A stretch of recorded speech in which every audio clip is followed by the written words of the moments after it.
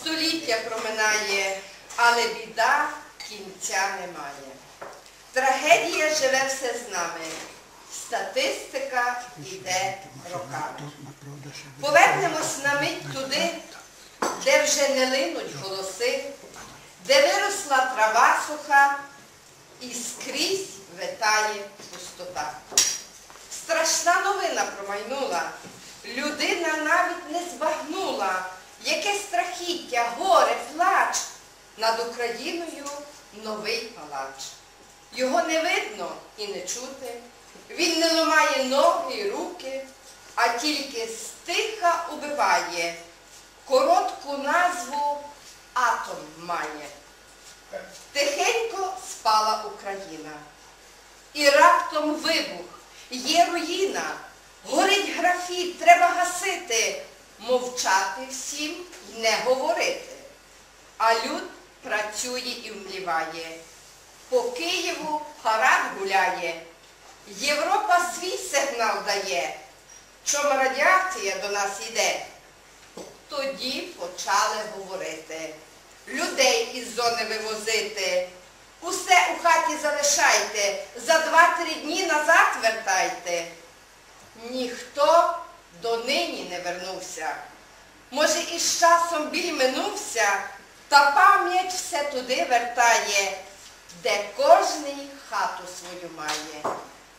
Двері відкриті, зона вся. Мовчить і стогне лиш земля.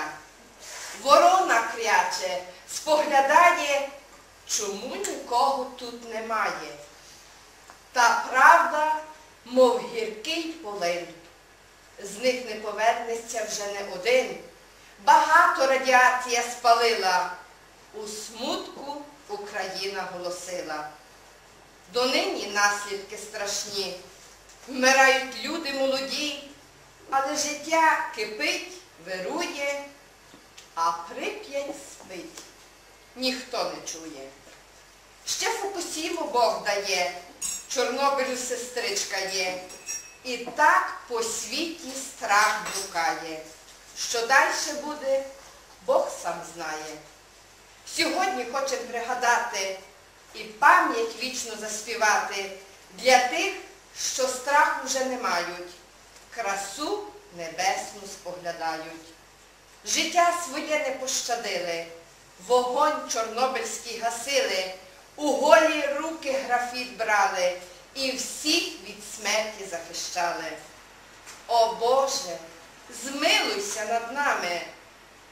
Земля чорнобильська роками до поколінь всіх промовляє. Є біль землі, що не вмирає. Схилімо голови усі і пригорнімся до землі.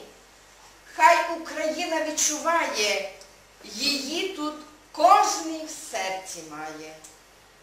Христос воскрес співає нині, Бог мир дарує Україні. Благаймо разом ми Христа, щоби воскресла вся земля.